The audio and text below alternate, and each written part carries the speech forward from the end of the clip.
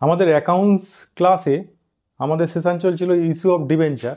এই issue of ডিবেঞ্চারের আমি আগের ক্লাসগুলোয় ফর্মুলা বুঝিয়ে দিয়েছি এবং কিছু প্রবলেমও তোমাদের করে দেখিয়েছি। আজকে আমি ওই রকম ইস্যু অফ ডিবেঞ্চারের যদি অ্যাসেট আমরা কিছু পারচেস করি, তার পারচেস কনসিডারেশনটা যদি আমরা ডিবেঞ্চার ইস্যু করে আমরা শোধ করি তাহলে কিভাবে করব সেইগুলো দেখাবো। হ্যাঁ, দেখো এরকম একটা প্রবলেম আমি দিয়েছি, এরকম একটা প্রবলেম তৈরি করেছি। দেখো, A Limited purchase a machine of rupees 5 lakh from B Limited. The purchase price PP লিখে দিয়েছি, শর্ট করে দিয়েছি। The purchase price paid by check of rupees 60,000 and balance amount paid by issue of 10% debenture at a premium 10%.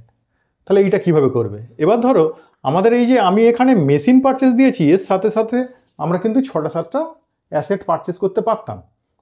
সেই একই ব্যাপার, অ্যাসেটগুলো purchase করলে যা হয় সবগুলো যোগ করে নিয়ে আমরা কতটা ক্যাশে পেড করছি বা চেকে পেড করছি, বাকিটা ডিবেঞ্চারে পেড করছি, বাকিটা ডিবেঞ্চার কীভাবে ইস্যু করবো সেটা দেখাবো। দেখো আমাদের এখানে যে সমস্ত অ্যাসেটগুলো আমরা পারচেস করব সেই সমস্ত অ্যাসেটগুলো আগে নেট ভ্যালুটা কত আগে দেখে নেব। হ্যাঁ, তাহলে আমরা কস্ট অফ মেশিন কত বলছি।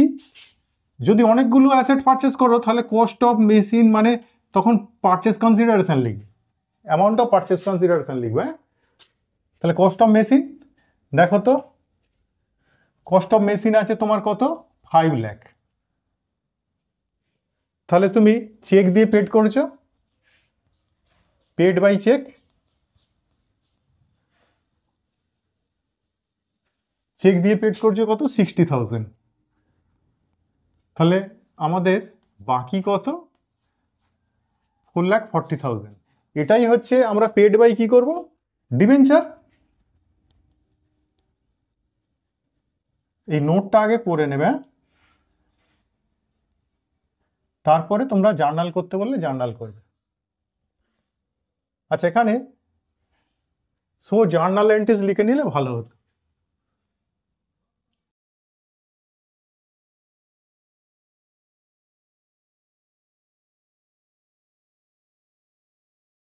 তো জার্নাল এন্ট্রিজ। এবারে আমাদের এই পেড বাই ডিবেঞ্চার যেটা হয়েছে 4,40,000, এটাকে আমরা পেমেন্ট করবো যখন আমরা ডিবেঞ্চার দিয়ে পেমেন্ট করব। আচ্ছা, এখানে 10% ডিবেঞ্চার অফ রুপিস 100 টাকা ইচ করে দিয়ে, 100 টাকা ইচ অ্যাট এ প্রিমিয়াম 10%। তাহলে আমরা ফেস ভ্যালু অফ ডিবেঞ্চার কত বলছি, face value of debenture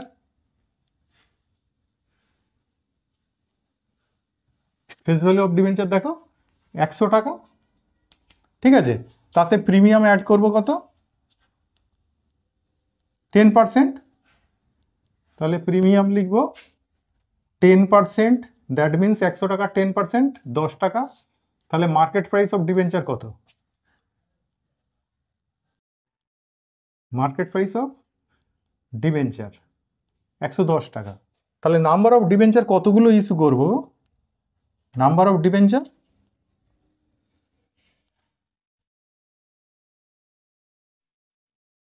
number of ডিবেঞ্চারটা হচ্ছে এই 4,40,000 আমাদের বাকি আছে, এই পয়সাটাই ডিবেঞ্চার দিয়ে দিচ্ছি। তাহলে 110 টাকা করে, তাহলে কি হবে দেখো, তাহলে 4,000 ডিবেঞ্চার আমরা ইস্যু করছি। তাহলে এটা বের করে নেবে, এটা মুখে মুখেও করা যায়, কিন্তু মুখে মুখে করলে তোমাকে মার্কস কিন্তু কাটতে পারে, তোমার সেখানে কিন্তু অনেকটা মার্কস কমে যেতে পারে। ঠিক আছে, এখানে কিন্তু ওয়ার্কিং করে দেখিয়ে দেবে, এখানটা ওয়ার্কিং নোট দিয়ে দেবে। নোট নম্বর এটা 1, আচ্ছা 1-এরই এটা এ, এটা হচ্ছে বি। এবারে নোটটা করার পর তুমি পেয়ে গেলে 4,000 ডিবেঞ্চার আমরা ইস্যু করছি। এবার এই 4,000 ডিবেঞ্চারটা যখন ইস্যু করব তোমাকে জার্নাল করে দেখাতে বলেছে, তাহলে জার্নালটা কিভাবে করব। তাহলে আমি এই ক্যালকুলেশনটা মুছে দিচ্ছি, দেখো তারপরে জার্নালটা কেমন হবে। দেখো জার্নালটা কিভাবে করব। আচ্ছা, আমরা এখানে ঘর টানছি না, তোমরা কিন্তু এক্সামের পেপারে তোমরা ঘর টেনে করবে, সেখানে জার্নালে যে ঘর করতে হয় পুরো ঘরটা করে তারপর করবে। অবশ্যই জার্নালে ঘর টানবে, নাহলে কিন্তু মার্কস কাটবে। ঠিক আছে, আমরা তাড়াতাড়ির জন্য পুরো প্লেন বোর্ডেই করে দিচ্ছি। দেখো আমরা যখন মেশিন পারচেস করেছি, তাহলে মেশিনারি অ্যাকাউন্ট কি করব, মেশিনারি অ্যাকাউন্ট ডেবিট, আমরা মেশিনারি কিনেছি কত টাকা? 5 লাখ। তাতে আমরা কিছুটা চেক দিয়ে পেমেন্ট করেছি, তাহলে টু ব্যাংক করে দিয়েছি কত দেখো, টু ব্যাংক অ্যাকাউন্ট 60,000, তাহলে টু ব্যাংক করেছি 60,000। আচ্ছা, এটা ডেবিট, এটা ক্রেডিট, এগুলো অ্যামাউন্ট কিসে আছে? রুপিজে। এটাও অ্যামাউন্ট আছে রুপিজে, ঠিক আছে। এবার এখন বাকি পয়সাটা আমরা ডিবেঞ্চার ইস্যু করছি। কত ডিবেঞ্চার ইস্যু করছি আমরা? 10% ডিবেঞ্চার ইস্যু করছি। 10% ডিবেঞ্চার, 4,000 ডিবেঞ্চার 100 টাকা করে হলে 4 লক্ষ টাকা। আর বাকিটা হচ্ছে সিকিউরিটি প্রিমিয়াম, ওই 4 লক্ষ 10%,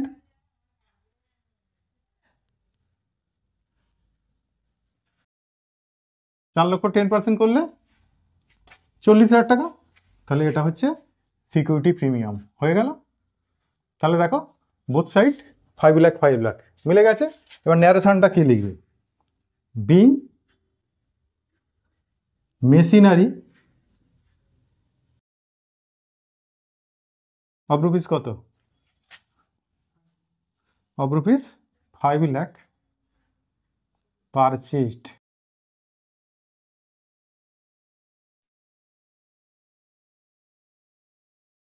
from B Limited and the amount paid by check কত লিখবে? by check, amount paid by check of rupees 60,000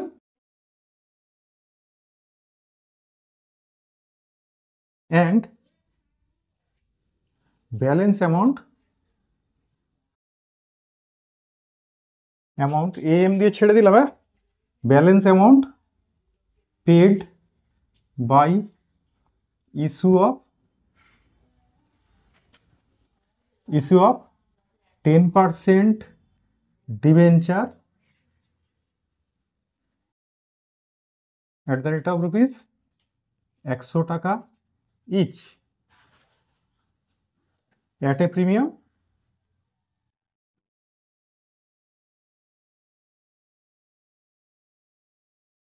%, ব্যাস। তাহলে ন্যারেশনটা লিখবে। ন্যারেশনটা কিন্তু আমি একটা এতে লিখে দিচ্ছি, তারপরের যে সমস্ত ক্লাসগুলো করবো তাতে হয়তো ন্যারেশনটা লিখবো না, তোমরা এইভাবেই লিখবে। তাহলে দেখো এখানে আমরা 5 লক্ষ টাকা দিয়ে একটা মেশিন কিনেছিলাম, তাহলে 5 লক্ষ টাকা দিয়ে মেশিন কিনেছি, মেশিনারিকে কি করেছি? ডেবিট, হ্যাঁ। আর তারপর আমরা তার মধ্যে চেক দিয়ে পেমেন্ট করেছি, সেটা টু ব্যাংক করেছি কত? 60,000 টাকা।